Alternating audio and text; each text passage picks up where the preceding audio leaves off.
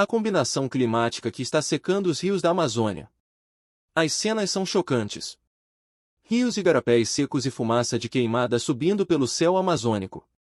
Manaus, capital do Amazonas encravada no meio da floresta, ficou recentemente encoberta por uma nuvem espessa de fumaça causada por queimadas no entorno da cidade. A pouco mais de 500 quilômetros dali, carcaças de botos espalhadas pelo leito seco de um lago no interior da Amazônia assustam e preocupam moradores. Cientistas, ambientalistas e representantes do governo federal avaliam que esses dois eventos podem ter relação com um fenômeno que vem preocupando a comunidade científica e os milhões de habitantes da região, a estiagem severa que atinge a Amazônia, especialmente a chamada Amazônia Ocidental, composta pelos estados do Amazonas, Rondônia, Acre e Roraima. A expectativa é de que essa seca possa ser a maior já registrada na região, causando prejuízos ainda imprevisíveis. Na segunda-feira, 16/10, a medição do nível do Rio Negro em Manaus registrou o ponto mais baixo desde 1902, 13,59 metros. Com isso, a seca neste local bateu o recorde da estiagem de 2010, considerada, até então, a maior da história. Em outros rios importantes da região, como o Madeira, a vazante também já é a maior registrada. O cenário inspira ainda mais preocupação porque a previsão é de que a temporada seca demore mais tempo que o habitual para acabar. Mas o que estaria por trás dessa seca tão severa, que estaria por trás da morte de botos e ligada à fumaça que cobriu Manaus nos últimos dias? Secas e cheias são fenômenos normais da Amazônia. A região é cortada por rios gigantescos e é ocupada, em sua maior parte, pela floresta, que produz umidade em enormes quantidades e libera na atmosfera. Com tanta água envolvida, por que a região está sendo afetada por uma estiagem tão severa? E quais os seus efeitos mais diretos sobre a natureza e a população que vive na Amazônia? Cientistas ouvidos pela BBC News Brasil explicaram que a Amazônia tem um regime próprio de cheias e de seca. Geralmente, a estação chuvosa vai de novembro a março, e a estação seca começa em abril e termina em meados de outubro. Eles contam que, neste ano, a região está sendo afetada por dois fenômenos simultâneos que vêm contribuindo para a intensidade da estiagem. O primeiro deles é o El Niño, que aquece as águas do Oceano Pacífico. Esse fenômeno natural, que está ocorrendo de forma intensa, dificulta a formação de chuvas na Amazônia. O El Niño teria, segundo os cientistas, afetado a estação chuvosa na Amazônia deste ano, que registrou índices pluviométricos abaixo da média. Com menos chuva, os rios entraram na estação seca com volume menor que o normal. O segundo fenômeno afetando a Amazônia é o aquecimento anormal das águas do Oceano Atlântico, que também reduz a quantidade de chuva na região. O pesquisador e meteorologista do Centro Nacional de Monitoramento e Alertas de Desastres Naturais, Giovanni Dolif, diz que ainda não é possível atribuir a ocorrência desses dois fenômenos às mudanças climáticas causadas pelo homem. Mas a estiagem registrada neste momento é compatível com os modelos projetados em que há aumento da temperatura do planeta. Um único evento atmosférico é uma amostra pequena para a gente atribuir a um fenômeno de escala global, mas os estudos mostram que um planeta mais quente proporciona eventos extremos, seja de seca como de inundações, disse o pesquisador à BBC News Brasil. Dolif explica que as perspectivas são preocupantes porque os dados indicam que as chuvas podem demorar um pouco mais a chegar na região. Segundo ele, há o risco de que essa seca quebre o recorde da ocorrida em 2010. No final de setembro, o nível dos rios em diferentes pontos de medição da Amazônia Ocidental estava abaixo do mesmo período no ano em que tivemos o recorde.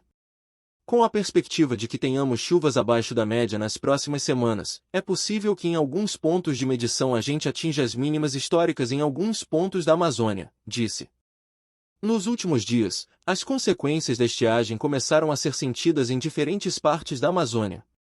Em estados como o Acre, a seca vem afetando a vida de milhares de moradores da capital, Rio Branco, que precisam ser abastecidos com água potável por caminhões-pipa iguais aos que atuam no semiárido do Nordeste brasileiro.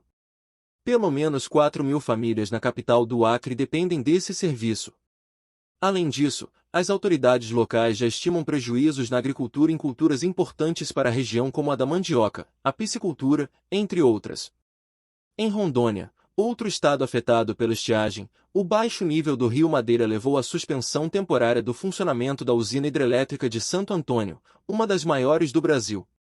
No Amazonas, 50 municípios, de um total de 62, já declararam situação de emergência. Na semana passada, o governo federal anunciou um pacote de medidas para mitigar a situação que inclui a distribuição de mantimentos, comida e água potável a populações afetadas e a dragagem de rios para permitir a navegação, principal meio de transporte na região. A estimativa é de que pelo menos 451 mil pessoas já tenham sido afetadas, mas o governo estadual avalia que esse número possa mais que dobrar e chegar a 500 mil até o final do ano, caso as chuvas não comecem a cair na região. A situação no estado passou a chamar ainda mais atenção nesta semana por conta de uma nuvem de fumaça espessa que atingiu Manaus.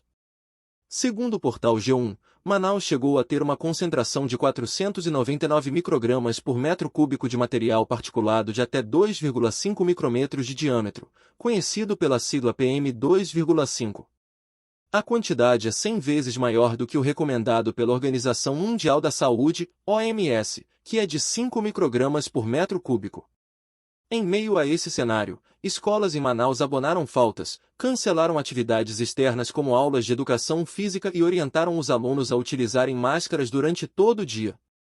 Em entrevista coletiva realizada na sexta-feira, 13/10, a ministra do Meio Ambiente e Mudança Climática, Marina Silva, disse que a fumaça que atinge Manaus é resultado de uma conjunção de fatores.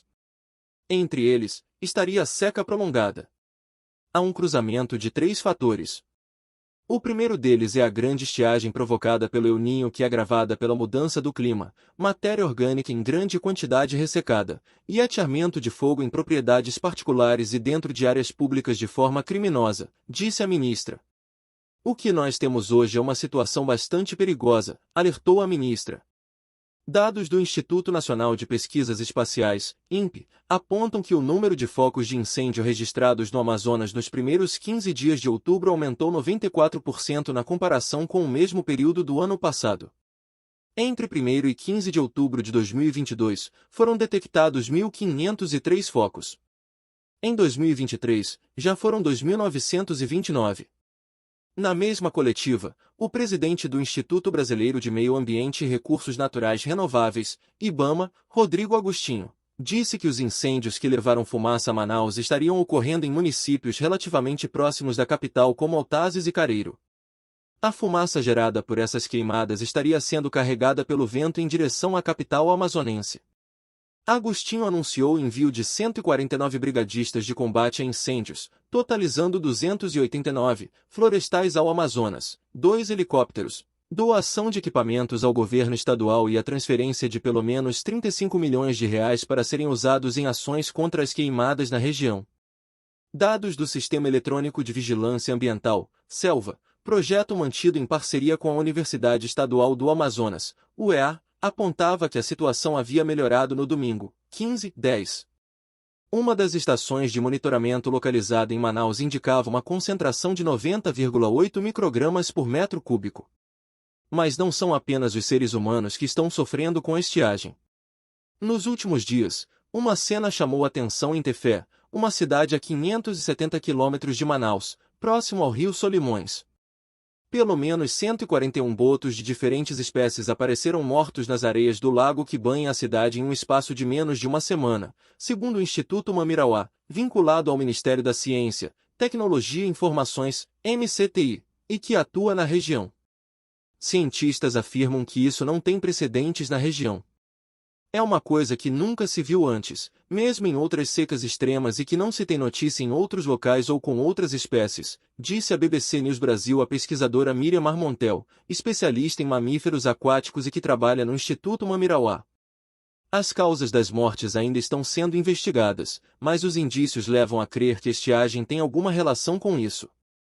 Apesar de esta seca ainda não ter registrado a máxima histórica, cientistas já se preocupam com os possíveis impactos futuros dessa estiagem. Eles temem que um agravamento do El Niño, por exemplo, atrase o início da estação chuvosa, diminuindo o nível dos rios no próximo ano, repetindo o ciclo de seca. Existe essa possibilidade. Isso poderia fazer com que os rios, que já estão com níveis abaixo das suas médias históricas, não recuperem seus níveis ao final da próxima estação chuvosa. Isso faria com que a gente entrasse a próxima estação seca com os rios já em níveis abaixo do normal, explica Giovanni Dolif, do CEMADEN. Miriam Marmontel, especialista em mamíferos aquáticos que acompanhou a morte de botos na Amazônia, também tem esse temor.